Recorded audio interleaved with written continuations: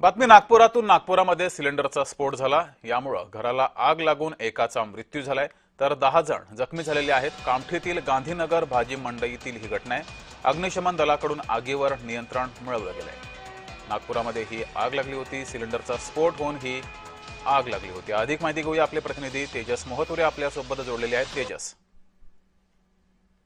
दुःखद घटना जी आहे नागपूर जिल्ह्यातील कामठीतील गांधीनगर भाजी मंडईत भीषण सिलेंडर स्फोट झाला। घराला आग लागून जे आहे ते एकाचा मृत्यू झाला, 10 जण यात जे आहे ते जखमी झालेले आहे। ही घटना जी आहे ती सकाळी गॅस गळतीमुळे जे आहे घडले। त्यामुळे अगोदर जे आहे ते आग लागली, त्यानंतर अचानक सिलेंडरचा जे आहे ते स्फोट झाला। या संपूर्ण याच्यात जर बघितलं तर स्वयंपाकघरातून संपूर्ण आग जी आहे ती पसरली। यामध्ये पत्नी आणि मुले वेळेत बाहेर निघाले आणि त्यांनी स्वतःचा बचाव केला। मात्र बेडरूम मध्ये अडकून असलेले अतुल पानतावणे यांच्या जे आहे ते जागीच त्या ठिकाणी गुदमरून जे आहे ते मृत्यू झालेला आहे।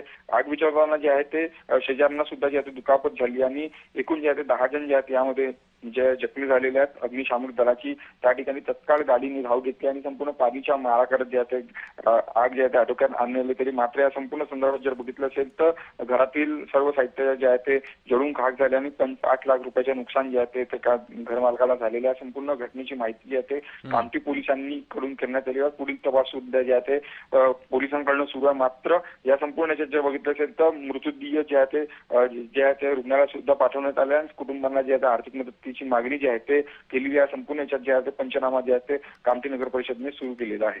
ठीक आहे, धन्यवाद तेजस दिलेल्या माहितीबद्दल।